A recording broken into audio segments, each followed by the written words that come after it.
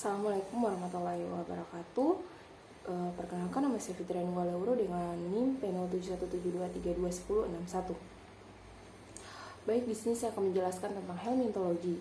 Definisi dari helmintologi dalam bahasa Yunani, helmin berarti cacing, kelompok metazoa.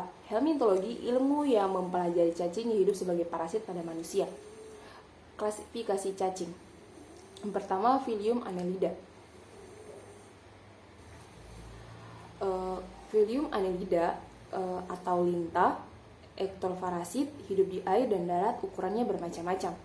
Yang kedua, Phylum Nelmahelminthes, kelas nematoda, kelompok cacing dengan bentuk bulat memanjang seperti benang, nema atau benang, kulit luar tidak bersegmen, kutikulanya licin, kadang-kadang bergaris, memiliki rongga badan, serta jenis kelamin terpisah, bersifat parasit bagi hewan maupun manusia. Yang ketiga yaitu Phylum Platyhelminthes, kelompok cacing pipi, dapat berbentuk pipi seperti daun atau pipi panjang seperti kita. Pipi seperti daun atau trematoda, kelas trematoda biasanya tidak memiliki rongga badan, bersifat hermafrodit, alat pencernaan buntu. Yang kedua, pipi panjang seperti pita. Cestoda umumnya tidak memiliki rongga badan, tidak memiliki alat pencernaan, dan bersifat hermafrodit. Berikutnya, kelompok medium penularan. WHO 1964, yang pertama, penularan melalui tinja atau feses, telur dan larva menjadi infektif jika melalui atau berada di anus, penularan langsung dari orang ke orang. Yang kedua yaitu penularan melalui arthropoda atau vektor, stadium infektif perkembangan di dalam tubuh arthropoda. Yang ketiga, penularan melalui siput atau stadium infektif melalui tubuh siput. Yang keempat, penularan terjadi melalui daging hewan atau stadium infektif tubuh hewan. Epidemiologinya, yang pertama adanya sumber infeksi, yang kedua lingkungan yang menguntungkan, yang ketiga siklus hidup cacing, yang keempat keadaan sosial ekonomi, yang kelima kepercayaan atau kebiasaan, yang keenam sistem perairan, yang ketujuh perpindahan penduduk, yang kedelapan transport yang mudah dan tepat. Patologi dan klinik. Yang pertama tidak bersifat akut, yang kedua gejala atau setelah serangan berulang, setelah ada kerusakan jaringan berat ringan yang tergantung yaitu yang pertama jumlah parasit, yang kedua kerentanan atau kekebalan hospes. Diagnosanya yakni yang pertama gejala umum tidak berspesifik, yang kedua penegakan diagnosa dengan pemeriksaan laboratorium, yakni yang pertama tinja, yang kedua konsentrasi atau biakan, yang ketiga usapan anus, yang keempat biopsi, yang kelima darah, yang keenam urin, dan yang ketujuh spektrum dan lain-lain. Pencegahannya yang pertama yakni mengurangi sumber penularan atau mengobati penderita, yang kedua pendidikan kesehatan, yang ketiga pemberantasan hospes, perantara, dan vektor, yang kelima mempertinggi imunitas, yang keenam pengawasan higienis sanitasi. Berikutnya nematoda SCR, nematoda atau SCR umum. Yang pertama parasitnya jumlah spesiesnya paling banyak. Yang kedua kebanyakan hidup bebas di air tawar, laut, dan juga hidup di lumpur dan tanah perkebunan. Soil transmitted helmin atau STH, nematoda usus yang perkembangan embrionya pada tanah atau Trike and Faust 1976, biohelmin atau cacing tular tanah Agoes 1999. Epidemiologi di Indonesia. Yang pertama yakni iklim tropis yang lembab, yang kedua higienis dan sanitasi yang kurang baik, yang ketiga tingkat pendidikan, ekonomi dan sosial yang rendah, yang keempat kepadatan penduduk, yang kelima kebiasaan hidup yang kurang baik. Ada 3 spesies yang sering dijumpai di Indonesia, yakni Ascarius lumbricardies, yang kedua Trichiura, yang ketiga Necator americanus. Yang pertama Ascaris lumbricardies atau Ascariasis, habitat usus halus, manusia satu-satunya hospes definitif, merupakan nematode yang usus terbesar, berwarna putih kekuningan, merah muda, cacing mati berwarna putih. Baik, teman-teman bisa lihat pada gambar di samping, ini adalah contoh gambar dari cacing Ascaris lumbricocardiae atau sering disebut dengan Ascariasis. Morfologi dan siklus hidup. Yakni yang pertama, badan bulat memanjang, kedua ujung lancip, yang kedua lancip jantan panjang 15-30 cm kali lebar 3-5 mm.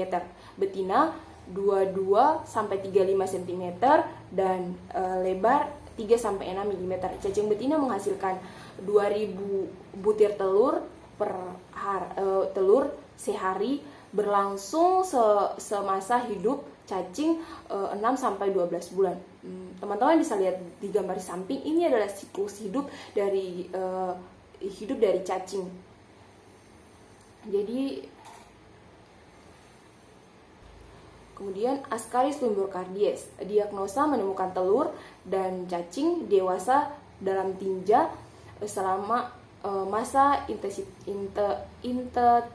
intestinal atau antelmentil atau keluar dengan sendirinya melalui mulut atau anus. Teman-teman bisa lihat gambar di samping, ini adalah gambar dari Ascaris lumbricocardiae. Aspek klinis Ascaris lumbricocardiae, yang pertama, gejala yang timbul pada biasanya terjadi pada saat berada di paru-paru. Yang kedua, gangguan yang disebabkan cacing dewasa. Yang ketiga, penderita mengalami gejala gangguan usus ringan seperti mual, nafsu makan berkurang, diare atau konektivitas. Efek yang serius terjadi bila cacing menggumpal dan usus sehingga menjadi obstruksi usus atau ileus. Epidemiologi Ascaris lumbricocardiae. Yang pertama, kosmopoloid, daerah tropis dengan udara lembab, erat, hubungan dengan higiene dan sanitasi. Yang ketiga, terutama menyerang anak-anak usia 5-9 tahun, laki-laki maupun perempuan, mempunyai kemungkinan terinfeksi yang sama. Yang berikutnya, Trichuris trichiuara, cacing cambuk atau swift from habitat di dalam usus besar manusia sebagai hospes definitif, Trichuariasis. Morfologi, yang pertama, cacing betina lebih besar, yang kedua, sehari cacing betina menghasilkan 3.000 sampai 4.000 telur. Yang ketiga, pematangan telur pada tanah 3-5 minggu. Yang keempat, telur menetas di usus halus, cacing dewasa menetas di usus besar selama beberapa tahun. Epidemiologinya yakni yang pertama, kosmopoloid. Yang kedua, daerah tropis panas dan lembab. Yang ketiga, tanah yang paling baik untuk perkembangan telur yaitu tanah yang hangat, basah, dan teduh. Yang keempat, paling sering menyerang anak usia 1-5 tahun. Patologi dan gejala klinis Trichuris trichiuara. Yang pertama, cacing Trichuris pada manusia terutama hidup di sekum dan tetapi dapat juga ditemukan di kolon ascendens. Yang kedua, pada infeksi berat terutama pada anak tersebar di seluruh kolon atau rektum. Yang berikutnya yakni cacing tambang Necator americanus dan Ankylostoma duodenale.